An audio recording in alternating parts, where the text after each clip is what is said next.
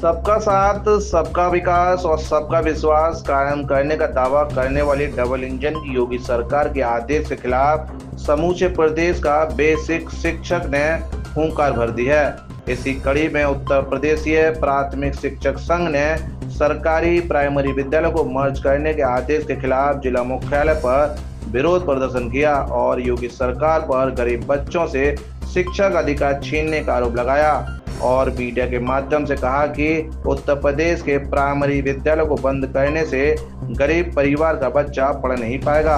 दूर दराज विद्यालय में जाना बच्चों के लिए मुश्किल होगा। शिक्षकों को भी तमाम समस्याओं का सामना करना पड़ेगा।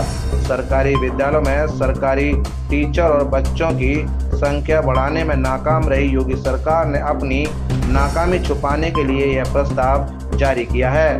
जिन विद्यालयों में शिक्षकों के सापेक्ष बच्चे नहीं हैं, ऐसे विद्यालयों को अन्य ग्राम पंचायत के विद्यालयों में मर्ज करने का प्रस्ताव जनहित में नहीं है। इस आदेश के अमल में लाने पर हजारों प्राइमरी विद्यालय बंद हो जाएंगे और करोड़ों गरीब बच्चे शिक्षा से वंचित हो जाएंगे। इसलिए इस आदेश को तत्काल वापस ले लेना चाहिए।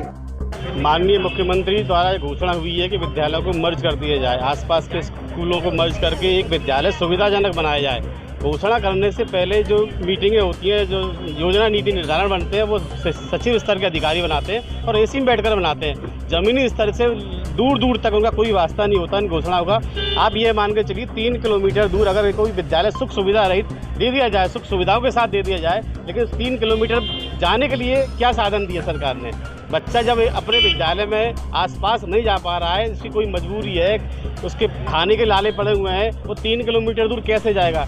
इन सभी बेसिक नीतियों पर ध्यान रखते हुए माननीय मुख्यमंत्री को सोचना चाहिए और पेयरिंग को जब तक कि जैसा कि उन्होंने निर्देश भी दिया है कि बिना ग्राम प्रधान, बिना एसएमसी सदस्य, बिना अभिभावकों के सहमति से आप पेयरिंग नहीं करते, लेकिन अधिकारियों की हठधर्मता देखिए कि शिक्षकों को परेशान करने के लिए, शिक्षकों का स्थानांतरण करने के लिए अपने स्तर पर जबरदस्ती पेयरिंग कराई जा रही है, जो कि बिल्कुल गलत है। अधिकांश में गरीब बच्चे पढ़ रहे होते हैं, क्या वो गरीब बच्चे अब पढ़ पाएंगे? जिस तरह 5000 स्कूल बंद करने की आज की घोषणा।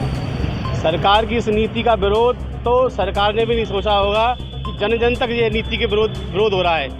एक गांव का एक गरीब परिवार का व्यक्ति जिसके लिए शिक्षा केवल सरकारी स्कूल एक माध्यम है और वो किसी भी हालत में प्राइवेट में नहीं पढ़ा सकता, अगर उसके बगल से वो सरकारी स्कूल चला जाएगा तो निश्चित रूप से शिक्षा में भारी कमी आएगी, गरीब रह जाएगा।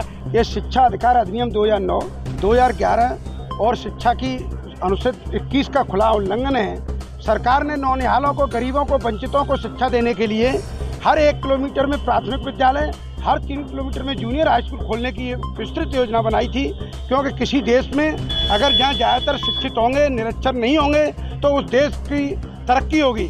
लेकिन एक सुनियोजित षड्यंत्र के तहत इस बेसिक का खात्मा किया जा रहा है। पहले बार में कंपोजिट किए गए, दूसरी बार में प्रधान अध्यापकों के पद खत्म किए गए, फिर तीसरी बार में मर्जर करने के नाम पर पदों को समाप्त किया जा रहा है। जब एक ही जनपद में 12,000 पद को 1200 पद जा रहे हैं, तो इस प्रकार पूरे सूबे में एक बेसिक शिक्षा आगे की कड़ी हो जाएगी और इससे नौनिहालों पर, वंचितों पर बुरा असर पड़ेगा, क्योंकि जो 1 किलोमीटर के दायरे में नहीं पढ़ने जाते हैं वो 3 किलोमीटर 4 किलोमीटर कैसे जाएंगे? दूसरी बात, इन्होंने प्राइवेटाइजेशन करने के लिए और प्राइवेटीकरण करने के लिए उनको ही आगरा जनपद में ही कर 1% से ज़्यादा मान्यता दे दी है, जो कि न्यायोचित नहीं है।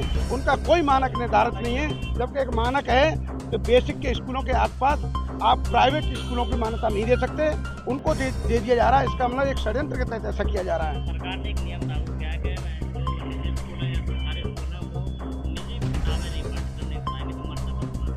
सरकार इस पर भी विचार नहीं कर रही है।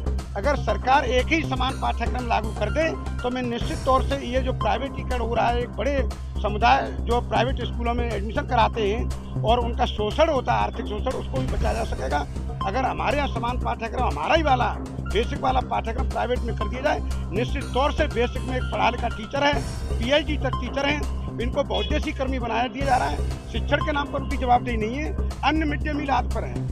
आज जिलाधिकारी महोदय को हमारे आज 3 तारीख हो गई, लेखा अधिकारी नियुक्त नहीं हुआ है। शिक्षक वेतन के लिए परेशान है, सबकी किस्तें कटती हैं।